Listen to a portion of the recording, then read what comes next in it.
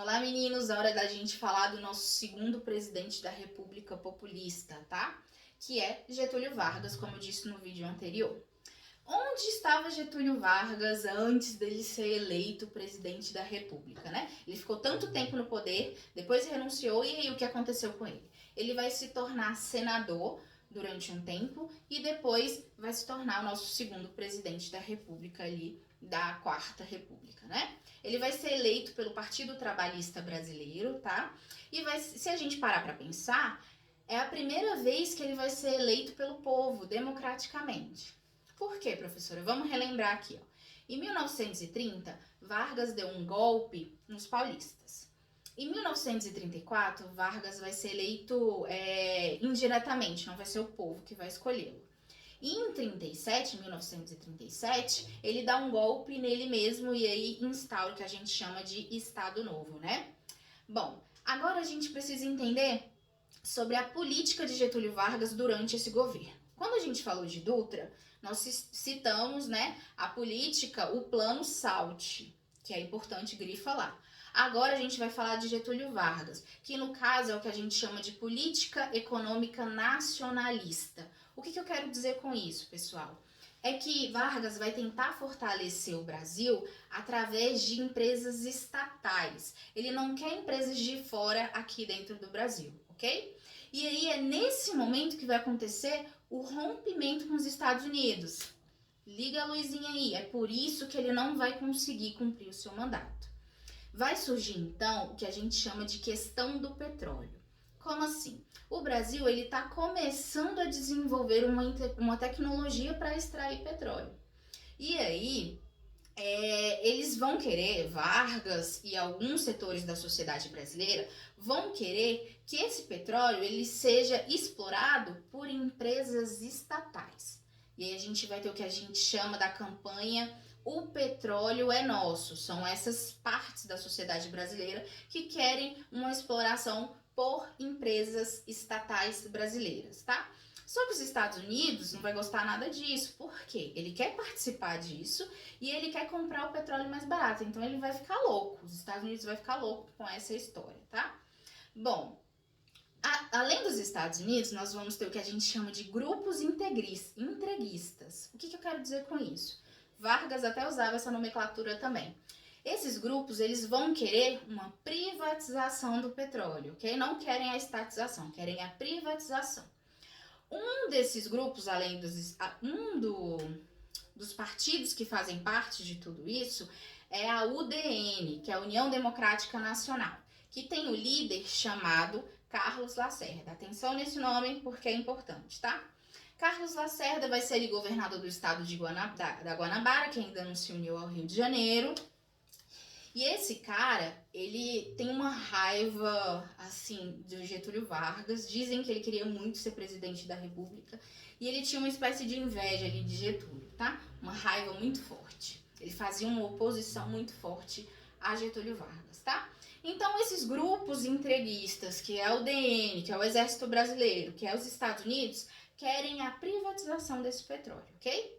Só que por meio da campanha O Petróleo é Nosso, a gente vai conseguir sim essa estatização do petróleo e vai ter em 1953 a criação da Petrobras. Só que a partir desse momento, Vargas vai começar a sofrer uma pressão muito forte desses grupos, tanto da UDN, quanto dos Estados Unidos, quanto do Exército Brasileiro. E aí, a gente precisa lembrar que o Vargas está fechado com o povo. Lembram disso? Vargas já tem aquela fama de pai dos pobres, enfim, fez muito pelos trabalhadores, mas eles querem, de certa forma, desvincular Vargas do povo, querem tirar esse apoio do povo de Vargas. Então vai acontecer o que a gente chama do episódio da Rua dos Toneleiros, que é ali dentro do Rio de Janeiro, tá? Vamos entender um pouquinho sobre esse episódio. É um atentado que vai acontecer a quem? Ao Carlos Lacerda. E aí, nesse atentado, vai resultar a morte de um major da aeronáutica que estava junto com Carlos Lacerda naquele momento, que era Rubens Vaz. Vamos entender um pouquinho melhor. Eles estavam indo para a casa de Carlos Lacerda e aí eles sofrem esse atentado. Acaba que Carlos Lacerda leva um tiro no pé e esse Rubens Vaz, esse major da aeronáutica, acaba morto. Bom, vai haver a investigação de tudo aquilo. Existem várias teorias, tá? Vários historiadores com várias teorias. Mas o que se sabe é que o segurança particular de Getúlio Vargas, chamado Gregório Fortunato, foi considerado culpado. Porque o tiro que matou Rubens Vaz saiu da arma dele. Então ele foi considerado culpado. Então percebam, meu Deus, então foi Getúlio Vargas que mandou matar ele? Como eu disse para vocês, existem várias teorias dizendo que isso foi uma farsa para incriminar Getúlio Vargas, para fazer o povo retirar o apoio de Getúlio Vargas. Uma farsa que foi feita pelos Estados Unidos, pela UDN, pelo Exército Brasileiro, enfim. E é nesse momento que a mídia vai cair em cima de Getúlio Vargas e fazendo uma grande pressão, né, na verdade. Então a gente vai ter o que a gente chama de um rompimento do casamento de Vargas com o povo, porque o povo vai ficar meio assim. Não é que tinham incriminado Getúlio Vargas, mas sabia-se que aquele tiro tinha saído da arma do seu próprio segurança. Então ficou aquela dúvida no ar, ok? E aí a gente vai ter como fechamento de tudo isso, no ano de 1954, o suicídio de Getúlio Vargas, que também é um fato que está em aberto, que existem várias teorias formadas por alguns historiadores. Mas o que de fato é importante para a gente aqui? A gente precisa entender que existia uma pressão em cima de Getúlio. Ninguém se mata porque tá feliz, entendeu?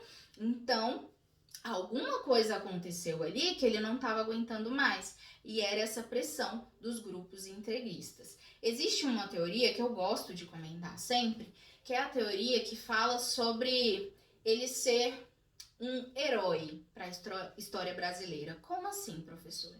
Ele se matou porque naquela época a ditadura militar vai começar só no ano de 1964. Mas já diziam que os militares estavam de olho no poder, tá? Eles queriam fazer a ditadura militar já naquela época.